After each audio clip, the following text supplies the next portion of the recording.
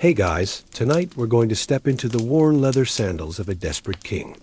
The air around you is thick with the metallic tang of fear and the dust of 1,000 nervous soldiers. You're standing on the dark slopes of Mount Gilboa, and below you, stretching across the Jezreel Valley like a sea of smoldering embers, is the enemy camp, the Philistines.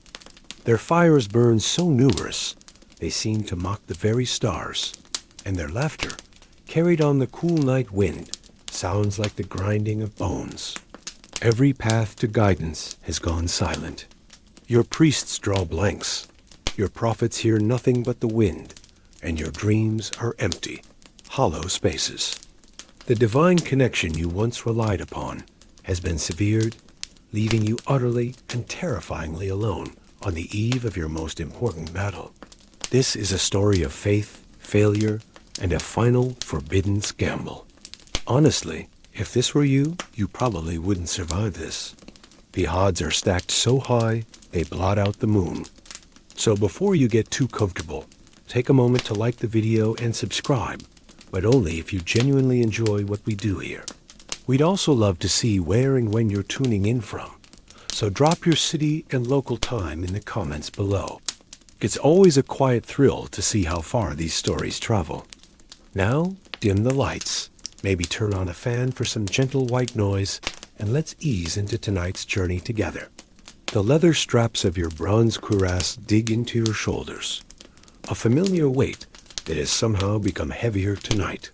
You are Saul, King of Israel, and the title feels like a borrowed robe, one that no longer fits. You run a hand over your tired face, the rough calluses of a warrior scraping against a beard threaded with gray. Below, the Philistine army is a masterclass in military might. They are a true confederation, a supergroup of pain from their 5 great cities: Ashdod, Ashkelon, Ekron, Gath, and Gaza. And they have brought their A-game. Their iron chariots, a terrifying innovation in warfare, are arrayed in neat, deadly lines, gleaming under the moon. Your own forces, mostly infantrymen huddled on the high ground, look like a scattered flock of sheep in comparison. You have size, yes, but they have technology and a brutal, unified purpose. You can almost feel the ground humming with their power, a low-frequency threat that vibrates up through the soles of your sandals and into your very bones. You've faced them before, but this feels different, final. Your 2 attendants stand a respectful distance away, their own faces etched with a grim mixture of loyalty and dread. They are good men who have followed you for years, but you can see the doubt in their eyes.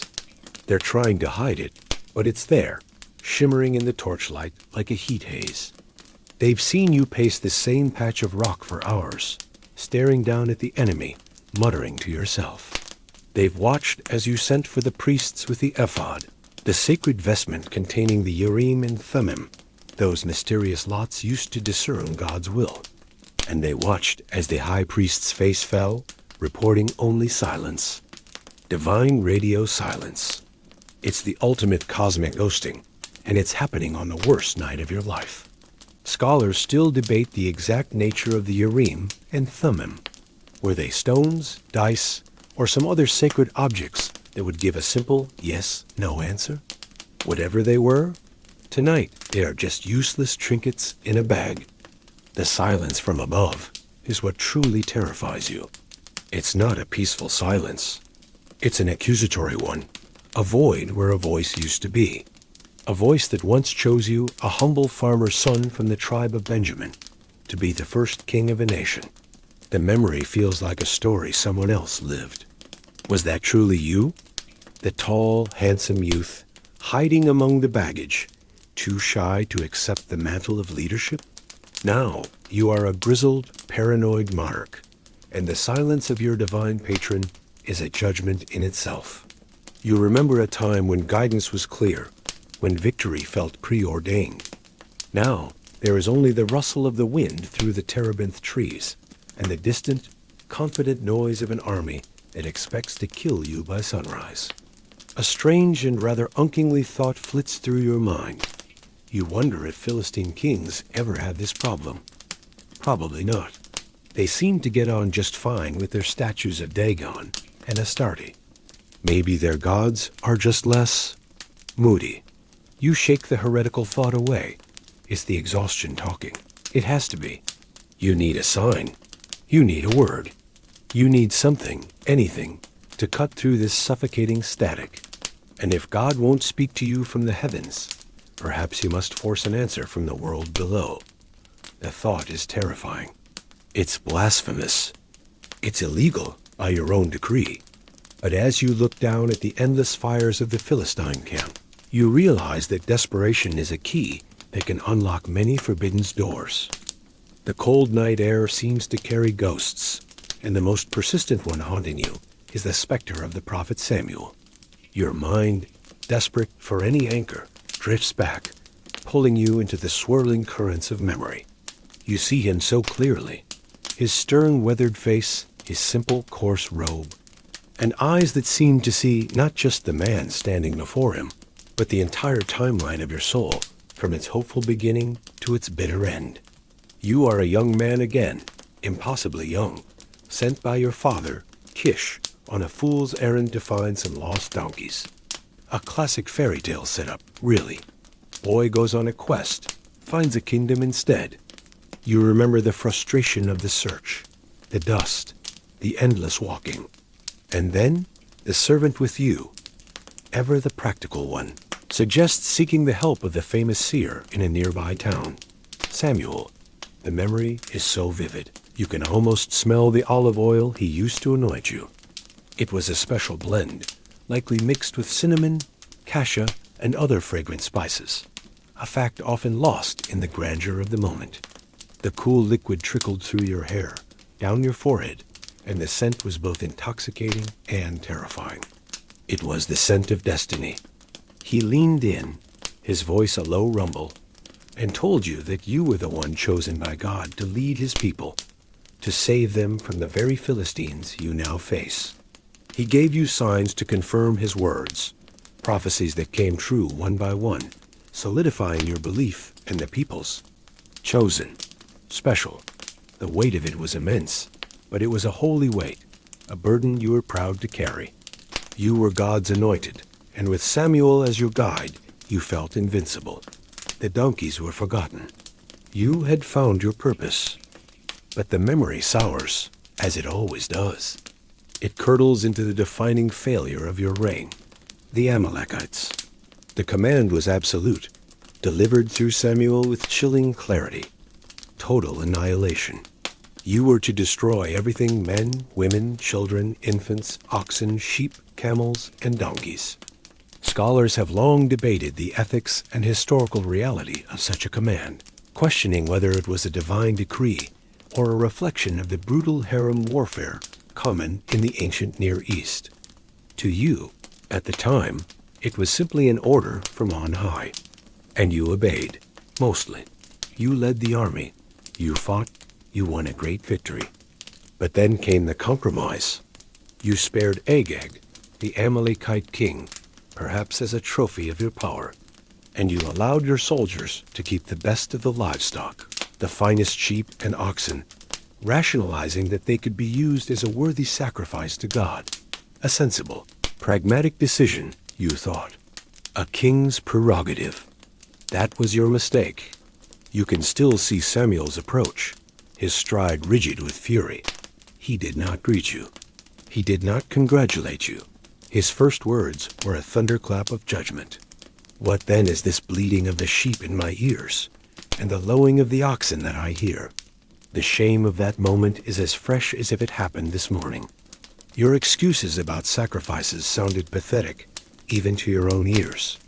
And then came the verdict, the words that have echoed in the chambers of your heart ever since. To obey is better than sacrifice.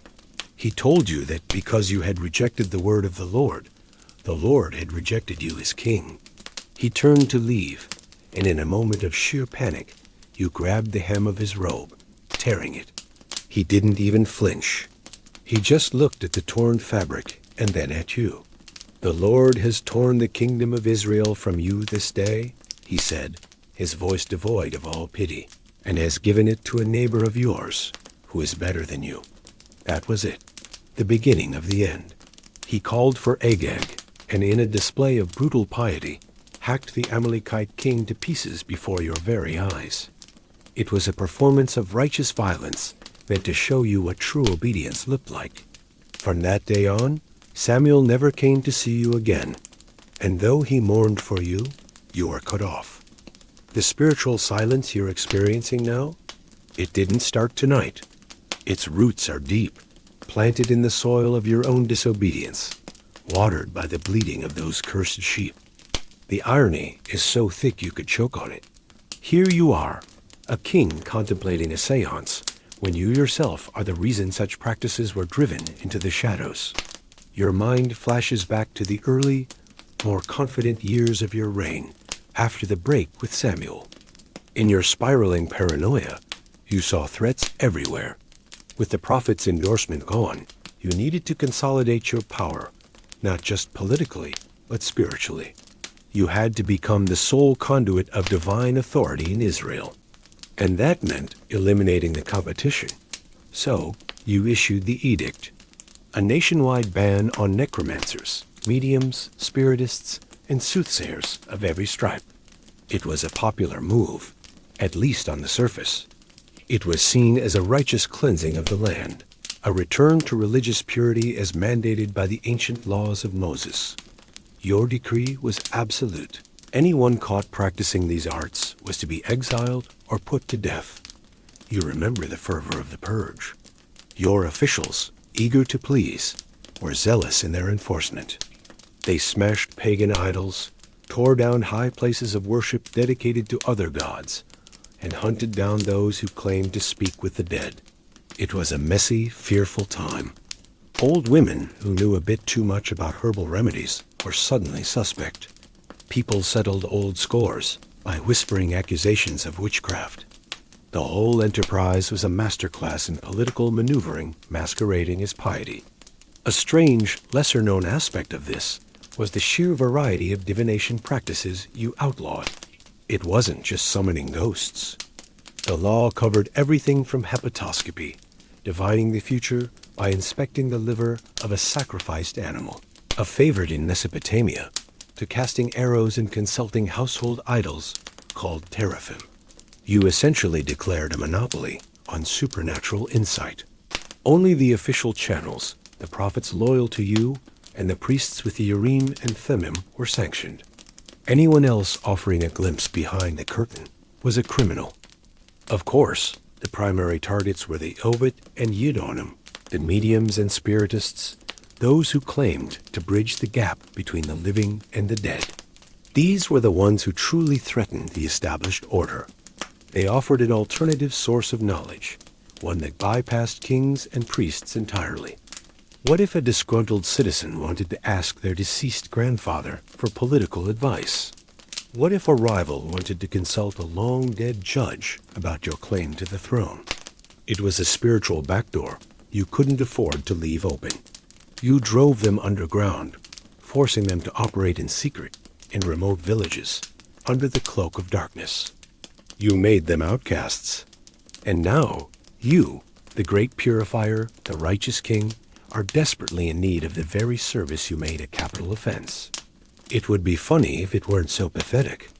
A joke for the cosmic court jester. Scholars still debate whether your purge was a systematic, nationwide campaign of terror, or a more localized and politically motivated action aimed at specific threats to your authority. From your perspective on this cold mountainside, the distinction hardly matters. The result is the same.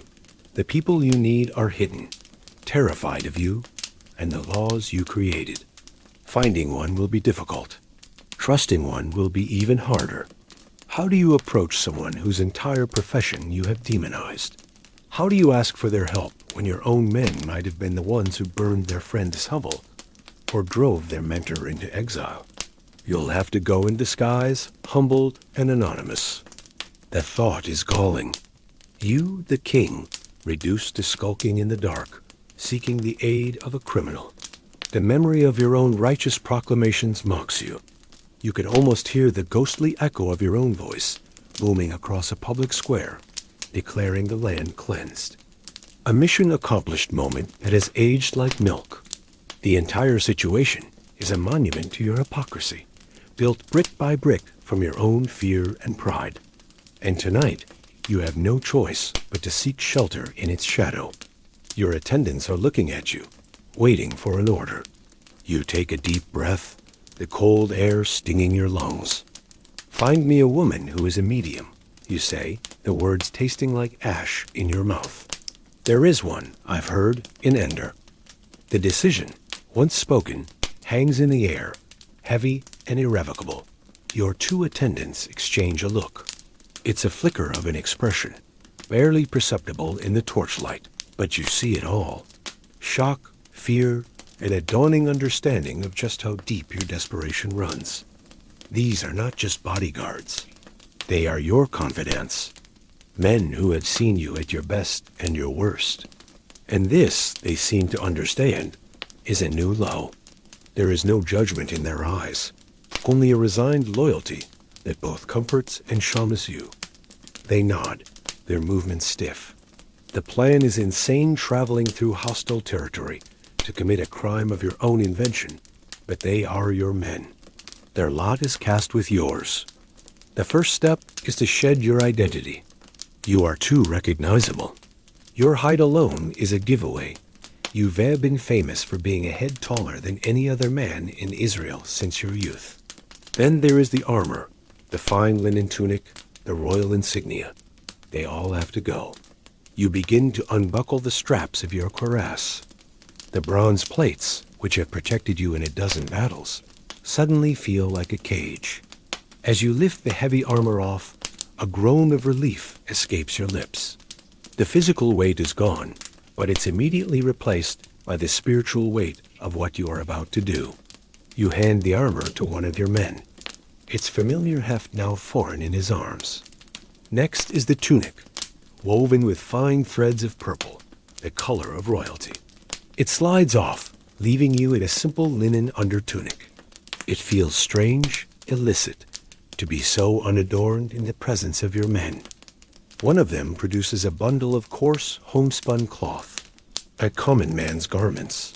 The fabric is rough against your skin, smelling of wood smoke and earth. It's the clothing of a farmer, a laborer, someone who would go unnoticed in any village. You pull the rough tunic over your head and tie a simple leather belt around your waist. The transformation is jarring. You catch your reflection in the polished surface of a discarded shield. The man looking back is a stranger, a tall, haggard figure, his face lined with worry, but no longer a king. Just a man, a very large, very anxious man, but a man nonetheless. It's a humbling experience. All the trappings of power, all the symbols that separate you from the masses, are gone. You are now just a person vulnerable and anonymous. You think about the symbolic weight of clothing in your culture. A prophet's mantle holds power. A priest's ephod holds divinity. A king's robe holds authority. Your current outfit holds nothing but dust and desperation. You instruct the rest of your retinue to remain on the mountain, to keep the campfires burning and maintain the illusion that the king is still with them, planning his strategy. Only your two most trusted men will accompany you. There's Abner, your cousin and the commander of your army, a seasoned, pragmatic warrior whose loyalty has never wavered, even as your moods have darkened. And there's another, a younger aide, perhaps a mesa, whose quick thinking has saved you more than once. They too shed their military gear for the drab attire of travelers. Scholars would later debate how a king as famous as you could possibly travel in disguise without being recognized. Wasn't your towering height a dead giveaway? Perhaps the darkness was your ally, or perhaps people in the ancient world, without mass media, were less familiar with their leader's exact appearance than we might assume. Or maybe, just maybe, no one would ever expect to see the king dressed as a goatherd, skulking through the back hills of the Jezreel Valley. The sheer audacity of it is its best camouflage. You look at your two companions, their faces grim in the half-light. They carry simple staves instead of swords and have small satchels of water and dried bread. They look like any other travelers on a journey of no particular importance. You give them a final, questioning look. Are they ready for this? They both give a short, sharp nod. Their resolve stiffens your own. You are not entirely alone in this madness. With a last glance back at the familiar lights of your own camp, you turn your face toward the valley, toward the enemy, toward the little village of Ender. You pull a rough woolen cloak tighter around your shoulders, its scratchy texture a constant reminder of your new, lowly status. The king is gone. In his place is a desperate man, walking into the night to bargain with a ghost.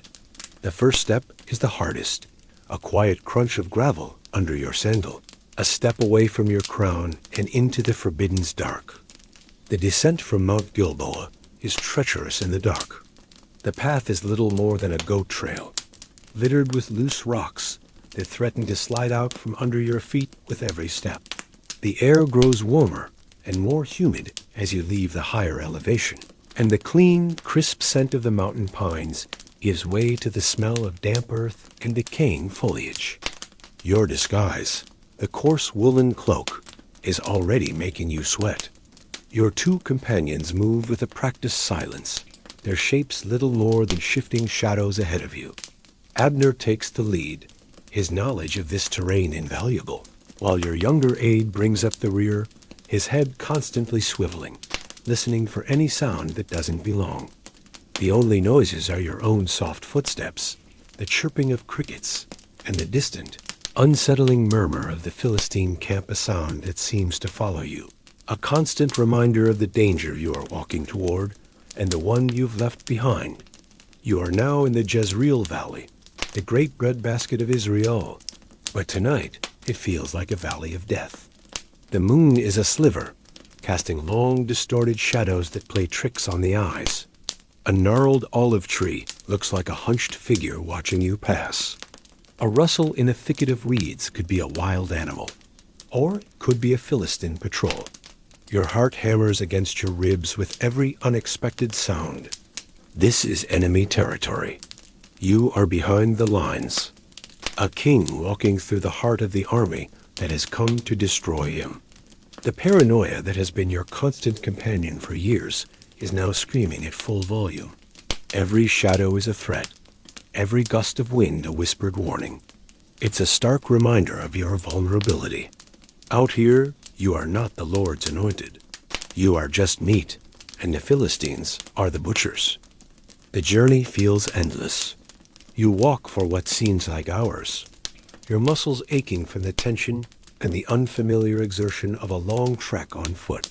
You pass silent farmsteads, dark lumps in the landscape, their inhabitants presumably sleeping, blissfully unaware of the disguised king and the massive armies poised to trample their fields. You think of the people in these homes, your subjects. Do they pray for you? Do they curse your name for the endless wars? Or do they simply pray for survival, indifferent to who wears the crown as long as their crops grow and their children are safe? A strange bit of folklore comes to mind, a tale your grandmother used to tell about night demons like Lilith who stalked travelers in the dark. It's a silly, superstitious thought. But out here, in the oppressive silence, it doesn't seem so far-fetched. The world feels thin tonight, the veil between the seen and the unseen stretched to the breaking point. Scholars have long discussed the probable location of Ender. While there is a modern village that bears the name, the ancient site was likely a small, unassuming hamlet on the northern side of the hill of Moreh, which would place it squarely behind the Philistine lines from your position on Gilboa. To get there, you would have had to make a wide, circuitous trek of some 7 or 8 miles, skirting the main body of the enemy force. It was a risky, audacious move. You focus on the ground in front of you, placing one foot after the other, trying to fall into the mindless rhythm of walking. You try not to think about the battle tomorrow, about your sons, Jonathan, Abinadab, Malchishua, who are sleeping in the camp you abandoned. You try not to think about the silence of God or the angry ghost of Samuel. But the thoughts come anyway, unbidden, like insects buzzing around your head. Finally, Abner holds up a hand, and you halt. Ahead, nestled against the dark bulk of a low hill, are the faint lights of a village. A dog barks, a sharp, questioning sound that makes you all freeze. After a moment of silence, the barking subsides. This must be it. Ender. It's smaller than you imagined, just a cluster of mud brick houses clinging to the hillside. It looks poor, forgotten.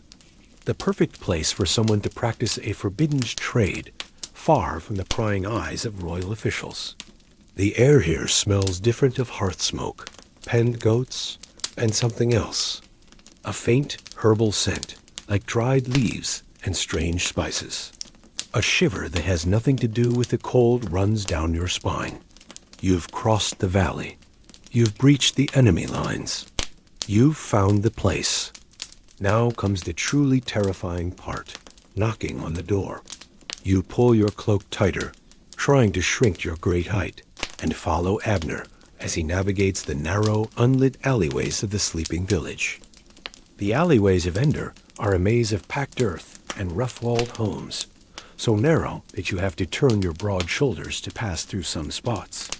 The village is silent, locked in the deep slumber of the rural poor who must rise with the sun. The only light comes from that sliver of a moon and the occasional oil lamp cast in a week, flickering glow through a shuttered window. The smell you noticed earlier is stronger here, a complex aroma of dried herbs, hyssop, maybe, and something bitter and resinous you can't identify. It's the smell of a healer, or an apothecary, or something else. Abner, who must have gathered intelligence for this venture, stops before a low, unremarkable door set into a mud brick wall. It's no different from any other house, yet it feels different. There's a palpable sense of secrecy about the place, a quiet hum of unseen energy. Or perhaps that's just your own frayed nerves projecting onto the scenery. Abner looks to you for the final command. This is it, the point of no return. You give a curt nod. He raises his fist and knocks, not with the sharp rap of a soldier, but with the softer, more hesitant tap of a weary traveler. The sound is shockingly loud in the stillness. For a long moment, there is no response. You begin to think the house is empty, or that the occupant is simply refusing to answer a summons at this ungodly hour. It would be the sensible thing to do. A classic prank of the era, though less common now, was for young men to bang on doors in the middle of the night and run away. Perhaps she thinks you are just local troublemakers. Abner knocks again, a little louder this time. Finally, you hear a stirring from within, the sound of a bolt being scraped back, slow and reluctant. The door creaks open just a crack, and a sliver of lamplight spills out, illuminating a woman's eye, dark and suspicious. She is older than you expected, her face a road map of wrinkles, her hair a wild shock of gray. She doesn't speak. She just looks at the three of you, her gaze sharp and assessing, taking in your dusty cloaks, your weary postures, your faces hidden in shadow. "We are travelers," Abner says, his voice low and respectful. "We have come a long way and seek a place to rest." It's a weak lie, and you can tell she doesn't believe it for a second. Travelers don't arrive in the middle of the night and knock on random doors. Her voice, when it comes, is raspy, like stones being ground together. The inn is at the other end of the village, and it is closed. She begins to push the door shut. In that moment, a wave of your old royal authority surges through you, overriding the fear and humility. You put your hand on the door, stopping it. Your size alone is intimidating. "We are not looking for an inn," you say, your voice a low command. "We are looking for you. We know what you can do." The woman freezes. The suspicion in her eye flares into pure, undiluted fear. Her gaze darts past Abner, past you, to the dark alleyway behind you. as if expecting to see royal guards emerge from the shadows. "I don't know what you're talking about," she whispers, her voice trembling. "I am just an old woman. You are mistaken." She is trying to protect herself, using the same denials she has probably used 100 times before. She knows the penalty for her trade. She knows who made the law. She sees you as a trap, a sting operation set up by the very king who now stands before her in disguise. The historical record doesn't give her a name. She is known to history only by her location and her profession, the Witch of Endor, a title that conjures images of cackling evil. But the woman before you is just afraid. She is a survivor, living on the fringes of society, and 3 strange men at her door in the dead of night is the stuff of her worst nightmares. You need to reassure her, but how? You are the source of her fear. You lean in closer to the crack in the door, trying to keep your voice steady and non-threatening. "We are not here to harm you," you say, the words feeling hollow and false. "We are desperate men. We need your help. We will pay you well." You gesture to your aide, who fumbles in his satchel and produces the glint of a few silver coins. Money is a universal language, but her fear is older and deeper than greed. She shakes her head, her visible eye wide with terror. "Go away," she hisses. "Go away before you bring trouble down on this house. Don't you know what King Saul has decreed? He has cut off all such people from the land. Why are you trying to lay a snare for my life, to bring about my death?" She has named her fear. She has named you. The irony is a physical blow, and you stagger back a step from the door, the weight of your own actions crashing down upon you once again. The woman's words hang in the suffocatingly small space of the alley. Don't you know what King Saul has decreed? She has thrown your own law back in your face, and the accusation, though unintentional, is more piercing than any sword. She thinks this is a trap, a cruel game to expose her and drag her to her death. From her perspective, it's the only logical conclusion. Why else would 3 strangers seek out a forbidden practice in the dead of night and be so insistent? Her fear is a direct consequence of your policy. You created this climate of terror, and now you must find a way to navigate through it. Your companions look at you, their faces tense. The negotiation has hit a wall of pure, rational fear. Silver coins are not enough to overcome a death sentence. You realize you have only 1 card left to play, the most powerful and sacred tool of persuasion available to you. An oath. An oath sworn in the name of the Lord carries immense weight. To break such a vow is to invite divine retribution, a fate far worse than any punishment a mortal king could devise. It is the ultimate guarantee of good faith. You take a deep breath, steadying yourself. This next part is critical. You must sound sincere, not like a king giving a command, but like a desperate soul making a sacred promise. "I understand your fear," you begin, your voice softer now, stripped of its earlier authority. You try to project nothing but sincerity and desperation. "We are not who you think we are. We are not the king's men. We are on the run from him, just as you are." It's a lie wrapped in a deeper truth. You are, in a way, on the run from yourself, from the king you have become. "I will swear an oath." To you, you continue, raising your right hand, a gesture of solemnity recognized across the land.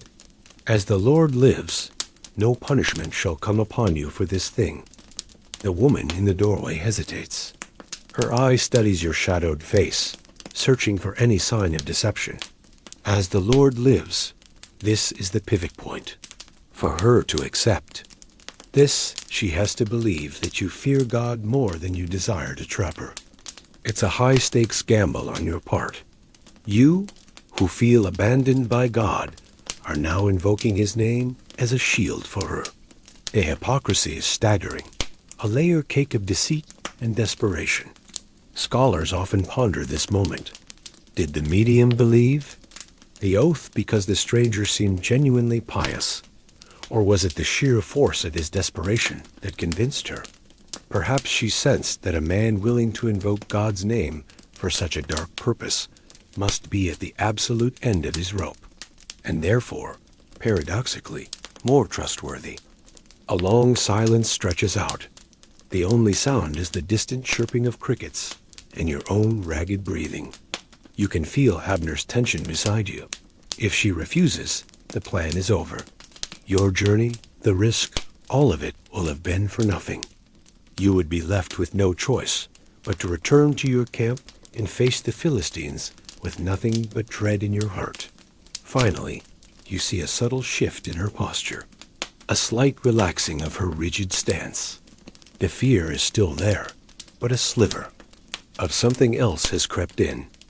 A weary resignation, perhaps mixed with a flicker of professional pride, or even a touch of pity for the desperate men at her door. She has made a calculation. The risk of trusting you versus the risk of refusing 3 determined and potentially dangerous men. Maybe she has decided that letting you in is the lesser of 2 evils. Or maybe, just maybe, your oath has worked. The sacred words have provided just enough of a guarantee to override her survival instincts. With a heavy sigh that seems to drag all the weariness of the world with it, she slowly pulls the door open. "Whom shall I bring up for you?" she asks, her voice low and devoid of its earlier sharpness. She has accepted. The question is so direct, so businesslike, it's almost jarring. There is no more preamble, no more argument. She has moved from terrified citizen to service provider. The transition is breathtaking. You step across the threshold, stooping to clear the low doorway, followed by your 2 companions. The air inside is thick and warm, heavy with the scent of dried herbs, lamp oil, and the dust of ages. The door closes behind you, shutting out the night and sealing your pact. You are in her world now, a space governed by rules you do not understand. You have successfully negotiated your way into the heart of the crime. Now you have to witness it. "Bring me up Samuel," you say, and the name, spoken aloud in this forbidden place, seems to suck all the air out of the small room. The room you've entered is small and sparse, the home of someone with few material possessions. The walls are rough-hewn plaster over mud brick, and the floor is packed earth, worn smooth by years of use.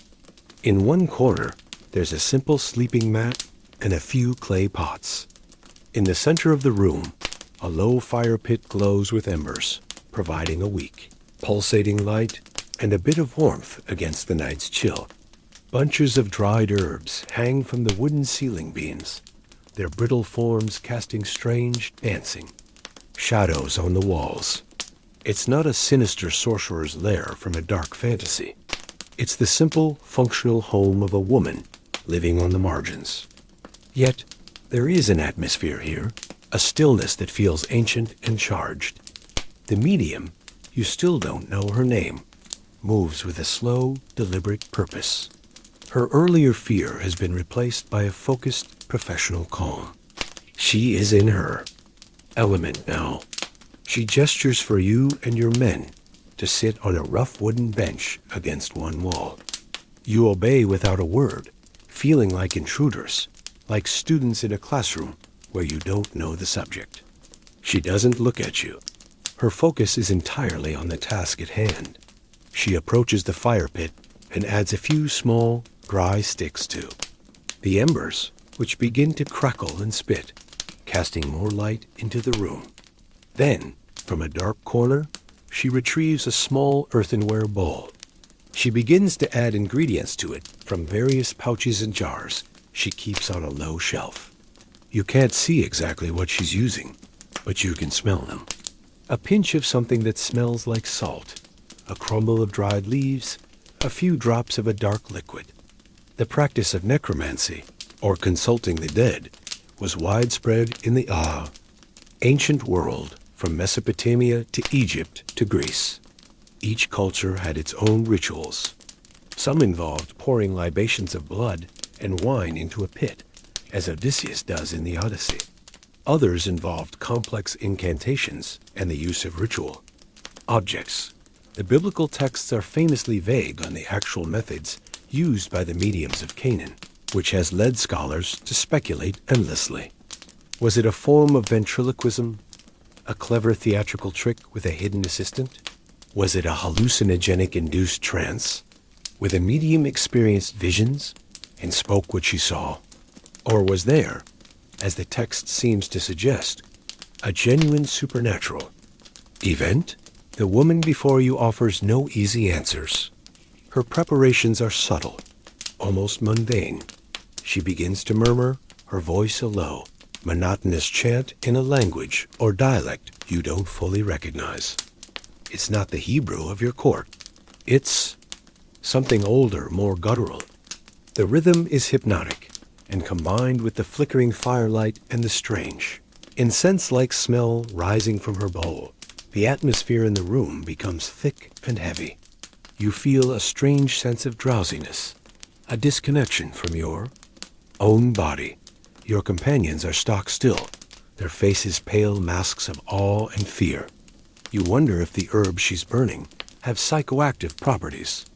It's a known trick among charlatans to make their clients more suggestible.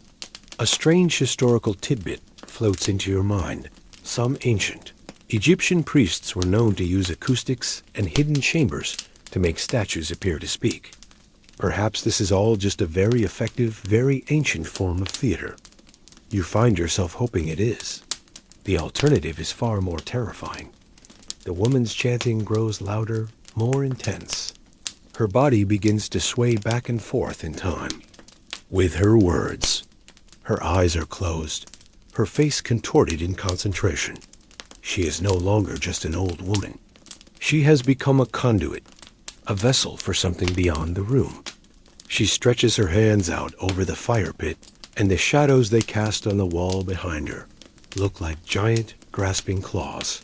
The air grows cold. The fire seems to dim, its light sucked into the center of the room. You can feel the hairs on. Your arms stand up.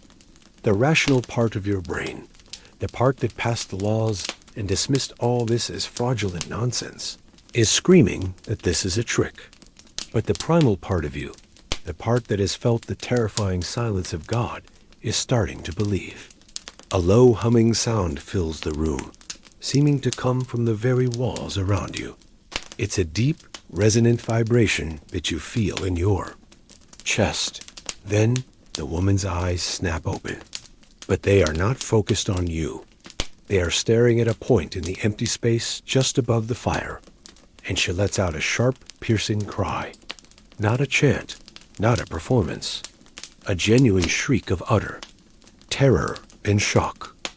The medium's shriek shatters the hypnotic atmosphere in the room, replacing it with a jolt of raw panic. Her eyes are wide, fixed on that spot in the air, and for the first time since you entered her home, she looks directly at you. But her expression has changed completely. The professional calm is gone. The initial fear is gone. In its place is a look of horrified recognition. The blood drains from her face. "Why have you deceived me?" She cries out, her voice trembling, pointing a shaky finger at you. "You are Saul."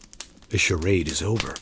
Your disguise, your careful anonymity, has been blown apart in an instant. Your companions instinctively reach for weapons they are not carrying. You are frozen on the bench, your heart cold stone in your chest. How does she know? Did she recognize you all along, playing a part until the final reveal? Or did the spirit she summoned tell her? The latter possibility is infinitely more chilling. Her terror seems genuine. She isn't angry at being deceived. She is terrified of who she has brought into her home, and more importantly, who she has brought up. She stumbles back, away from the fire pit, away from you, pressing herself against the far wall as if trying to merge with the plaster. You scramble to your feet, your kingly authority returning in a wave of adrenaline. "Do not be afraid," you say, though the words are for yourself as much as for her. What do you see? Your voice is strained, desperate. You need to know. You have to know if this is real. She keeps her eyes locked on the space above the fire, her breath coming in ragged gasps. I see a spirit, an Elohim, ascending out of the earth. The word she uses, Elohim, is a powerful and ambiguous one. It can mean gods, a god, or even a divine being. It implies she sees something, more than a mere human ghost. She sees a figure of immense power and authority. This isn't some faint, wispy apparition. It's a being of substance and majesty. This detail has fascinated theologians and scholars for centuries. Is she describing a true divine entity, or is she simply using the most powerful word she knows to describe the awe-inspiring figure she perceives? You can't see it. You and your men stare at the empty air over the fire, but there is nothing there. Only she can see him. This is a private showing. What is he like? You demand. Your voice. Cracking. What is his form? An old man is coming up, she says, her voice a hushed whisper of awe. And he is wrapped in a robe. A robe. The word hits you like a physical blow. You know that robe. It's the simple, coarse mantle of a prophet of God. The same robe you grabbed in desperation all those years ago, tearing the hem and sealing your fate. You don't need to see him. Her description is enough. It is Samuel. He has come. A wave of nausea and vertigo washes over you, so intense that you have to steady yourself against the wall. It's real. This isn't a trick. This isn't a hallucination. Induced by herbs. You have broken God's law to punch a hole through the veil of death. And on the other side, Samuel was waiting. And from the look on the medium's face, he is not happy to have been disturbed, not in that moment. You do something you haven't done in a long, long time. You bow. You lower your head, your great frame stooping until your forehead touches the cool, dusty earth of the floor. It is an act of profound submission and terror. You are no longer a king questioning a medium. You are a condemned man prostrating himself before his judge. Your two attendants, seeing your action, immediately do the same, their faces pressed to the ground in fear and reverence. The three most powerful men in the kingdom of Israel are now kneeling on the dirt floor of a poor woman's hut, paying homage to an invisible ghost. A bizarre fact from history is that in many ancient cultures, necromancy was believed to be a great disturbance to the dead, literally dragging them from their peaceful rest. It was considered an act of great disrespect. You have not just summoned Samuel, you have angered him. And as you kneel there, face to the ground, waiting for the spirit to speak, you are bracing yourself for the fury you know you deserve. The silence in the room stretches, thick and heavy with dread. You are still prostrated on the floor, your face in the dust, not daring to look up. You don't need to see him. You can feel his presence. It's a cold, weighty authority that presses. Down on you, a familiar aura of judgment and divine certainty. Then, a voice fills the room. It does not come from the medium. It seems to come from the air itself, a dry, ancient, and utterly weary sound, laced with irritation. It is Samuel's voice, exactly as you remember it, but drained of all life. Why have you disturbed me by bringing me up? The voice asks that the question is not a request for information. It is an accusation. It's the voice of a man who was at rest and has been violently dragged back into the world of pain and strife he had thankfully left behind. You are still on the floor, and you answer to the dust. Your own voice is a pathetic, broken thing. I am in great distress. You begin, the words tumbling out in a rush of self-pity and fear. The Philistines are fighting against me, and God has turned away from me. He no longer answers me, either by prophets or by dreams. So I have called on you to tell me what I should do. It's a confession and a plea. the raw, unfiltered cry of a man at the end of his rope. You lay out your desperation for the ghost of your mentor to see, hoping for a sliver of pity, a piece of advice, a strategic insight, anything. You are hoping for the old Samuel, the one who guided you, the one who, despite his anger, once mourned for you. You are hoping for a lifeline. The Spirit's reply is swift and brutal, utterly devoid of compassion. Why do you ask me? The voice says, with a tone of cold cosmic logic, since the Lord has turned from you and become your enemy? The word enemy lands like a hammer blow. It's one thing to feel abandoned by God. It's another to be told, point blank, that he is now actively working against you. The spirit of Samuel has just confirmed your worst fears in the starkest terms possible. And he's not finished. The prophecy comes next, a relentless, systematic dismantling of your entire world, delivered in that same dead, dispassionate voice. The Lord has done to you as he spoke by me, the Spirit continues, a direct reference to that terrible day with the Amalekites. The Lord has torn the kingdom out of your hand and given it to your neighbor, to David. He names your rival, the boy you once loved like a son, the harpist who soothed your dark moods, the warrior who became a threat you could not eliminate. So it's true. The kingdom will go to him. The secret fear you've harbored for years is now a stated fact from beyond the grave. Because you did not obey the voice of the Lord, the Spirit intones, twisting the knife, and did not carry out his fierce wrath against Amalek.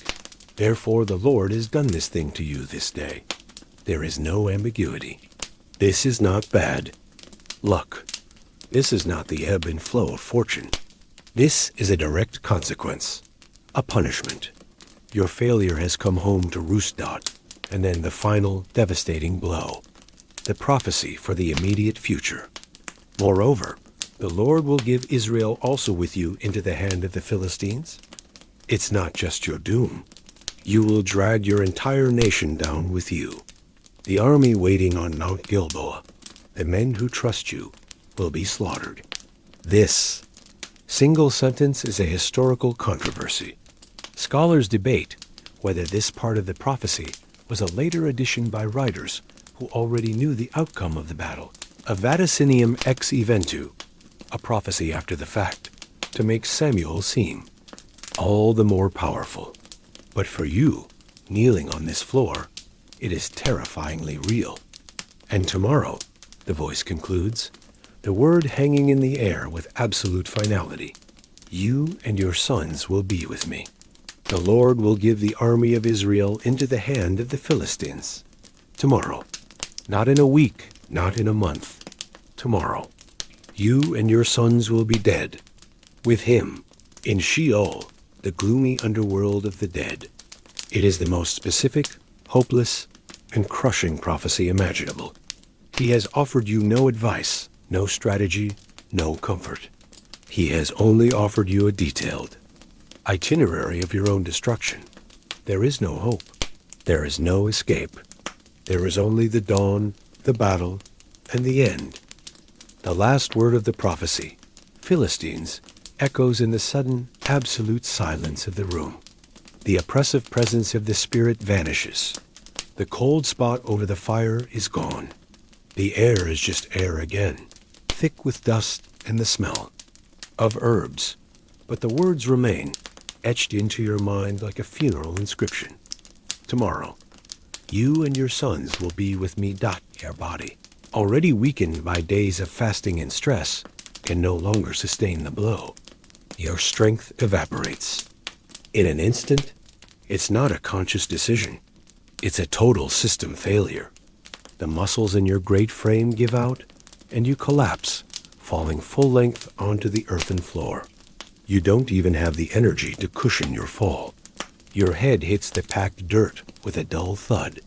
You lie there, a heap of discarded royalty, completely and utterly broken.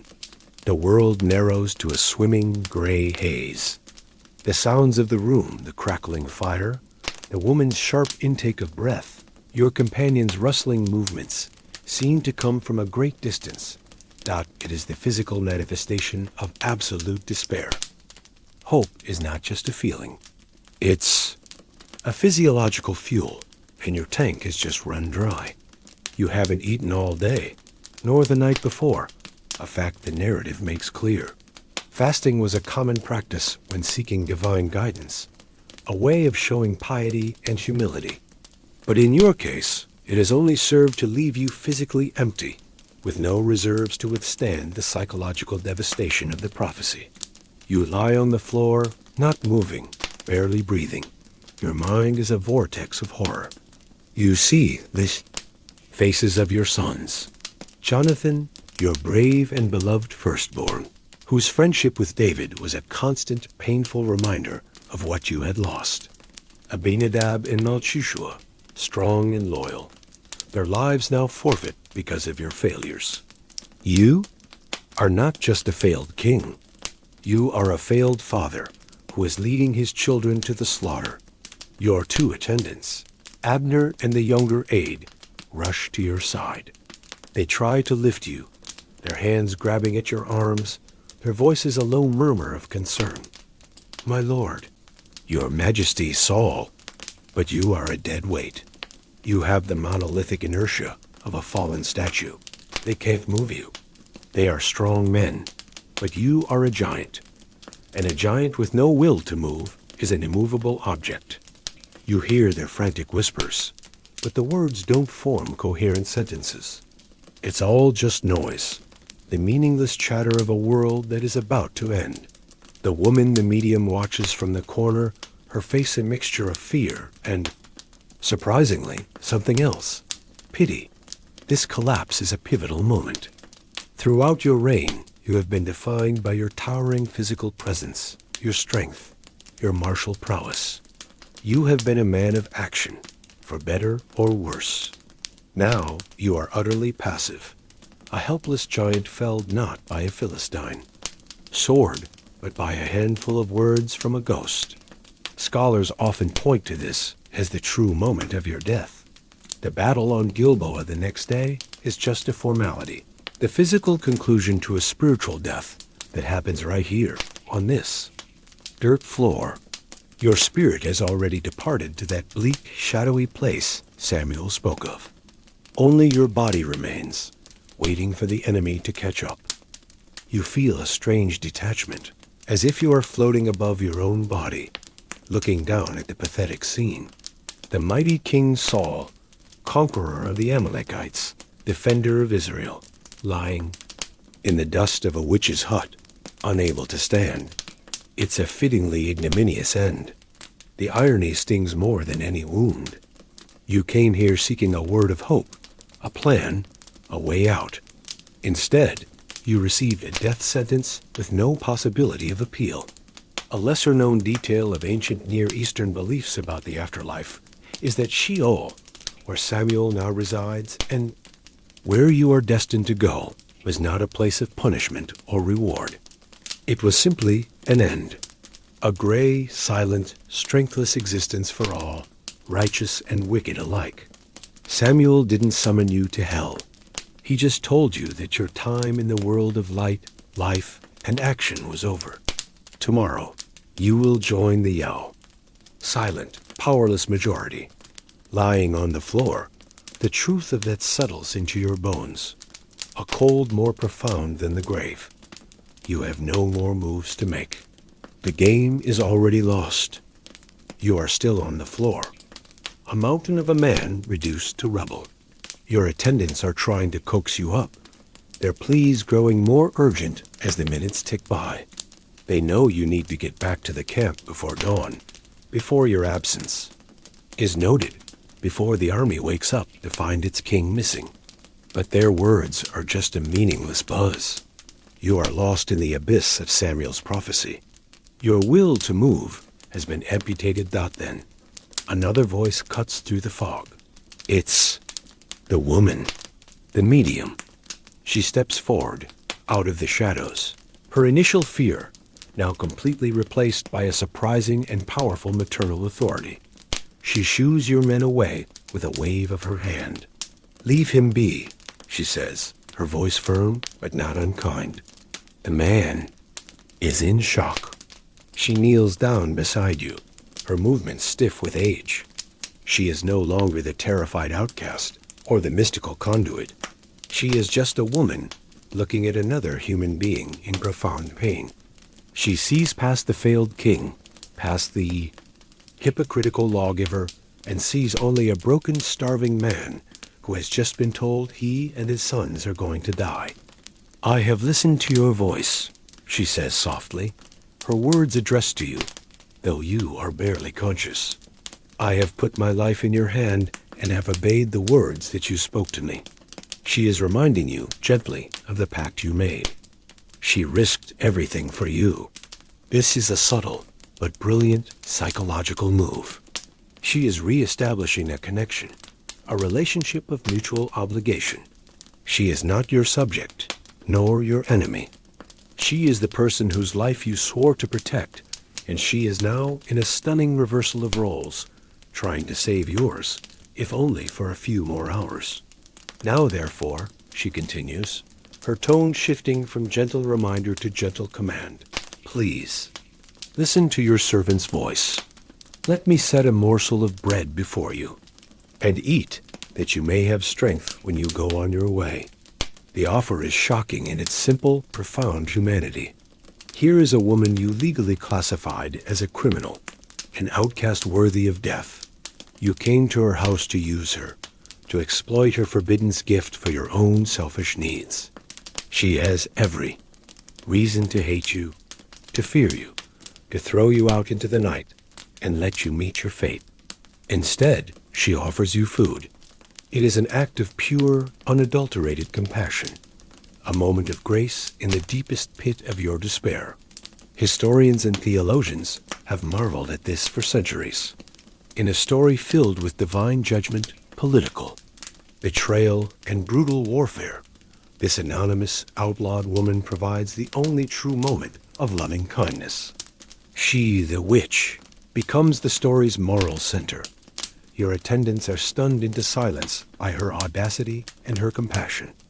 You, in your hazy state, barely register the words, but the gentle, insistent tone cuts through the static in your head. She doesn't wait for your permission. She gets up and begins to move about her small home with a renewed sense of purpose. She is no longer concerned with ghosts or kings. She is focused on the fundamental, life-affirming act of providing sustenance. There is a strange, almost comical detail in the text. She had a fatted calf at the house. This is an oddity. A fatted calf was a luxury item, reserved for great feasts and honored guests. It's not something a poor, outcast woman would typically have on hand. Scholars have debated this. Was it a mistranslation? Did it just mean a well-fed young bull? Or was it a sign that, despite her outcast status, she was actually a woman of some means, perhaps a respected wise woman in her community, who was paid well for her services, both mundane and magical? Whatever the reason, she has one, and she is about to prepare a feast for a dead man walking. She goes to the calf, and with a practicality that is almost brutal, she slaughters it. Your men, soldiers accustomed to such things, instinctively move to help her. There is a surreal domesticity to the scene. The great king of Israel is lying broken on the floor, while his commander-in-chief and a royal aide help a proscribed medium prepare a meal. The roles have been completely inverted. Power, law, and social status have become meaningless in this little hut. All that is left is human need and human kindness. The woman who communes with the dead is now fighting to bring you back, even for a moment, to the world of the living. The sounds and smells of cooking begin to fill the small hut, a stark contrast to the chilling silence left by the spirit. There is the hiss of fat in a hot pan, the rhythmic chopping of herbs, the scent of roasting meat. It's the aroma of life, of normalcy, of evenings not spent staring into the abyss. The medium works with an efficient, no-nonsense energy, and your two men, Abner and the other aide, have become her kitchen assistants. They stoke the fire, draw water, and help prepare the meat, their movements a bit clumsy in this domestic setting, but driven by a shared, unspoken purpose, to get some strength back into their king. It is a profoundly strange and moving scene, a temporary truce with fate, a final supper orchestrated by the most unlikely of hosts. The woman also takes flour and, with practiced hands, kneads dough and bakes unleavened bread. This is a practical. Detail-leavened bread would take hours to rise, and time is a luxury you do not have. The flatbreads cook quickly on the hot stones of the hearth, filling the room with their warm, comforting scent. It's a meal of haste, but also of great generosity.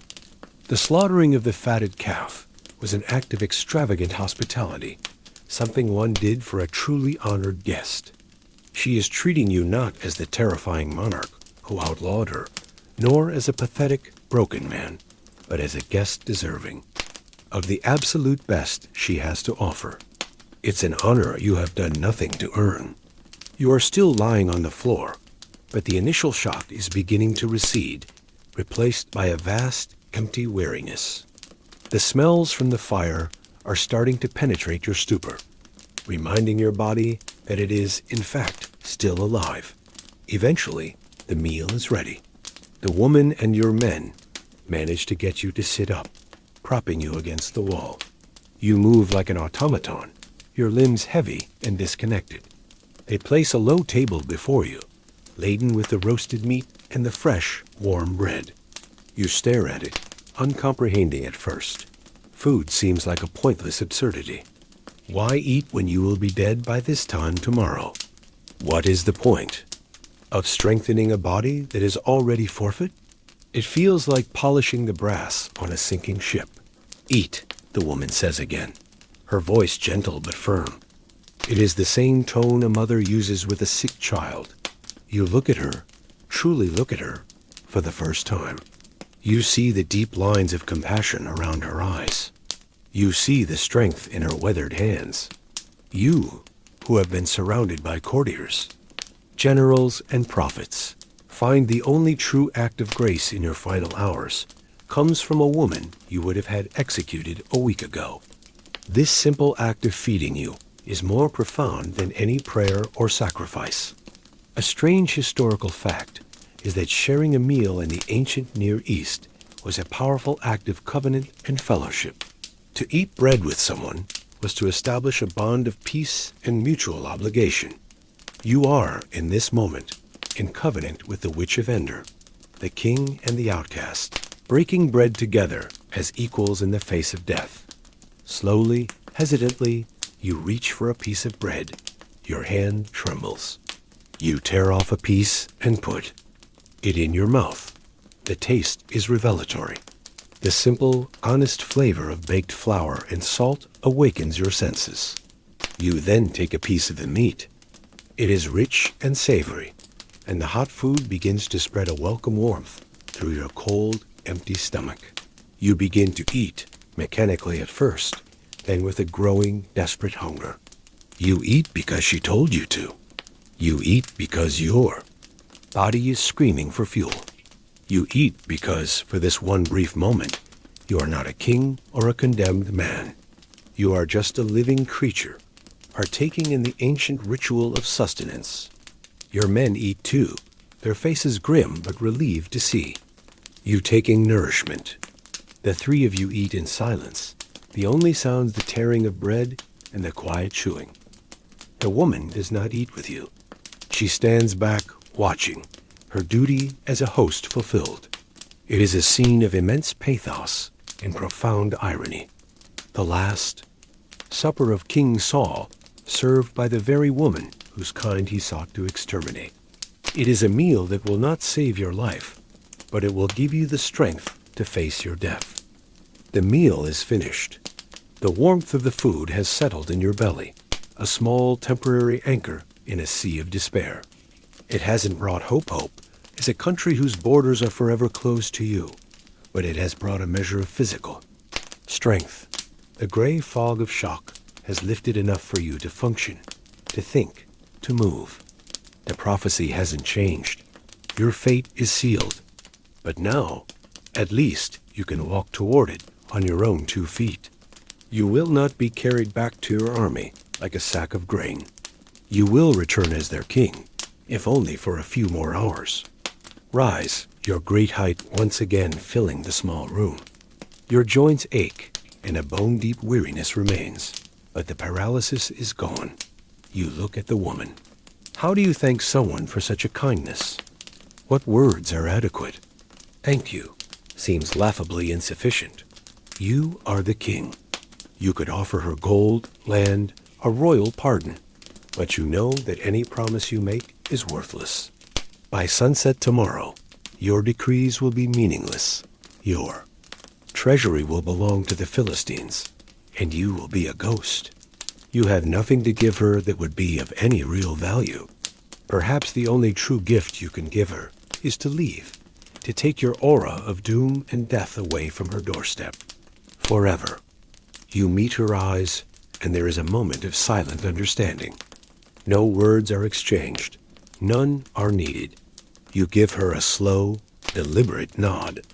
It is a nod of gratitude, of respect, of apology. It is the only thing you have left to offer.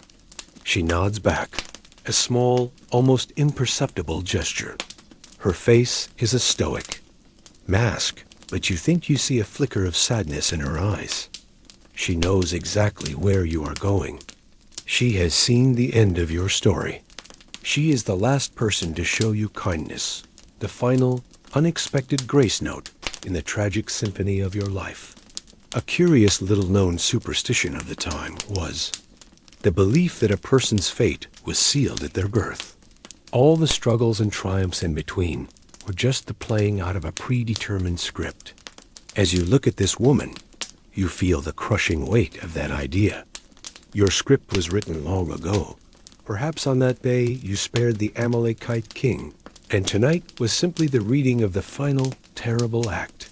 Your 2 attendants, having gathered your cloaks, are ready. They open the door, and the cool, pre-dawn air rushes in. A shock after the warmth of the hot. The sky to the east is no longer black, but a deep bruised purple. The stars are beginning to fade. Time has run out.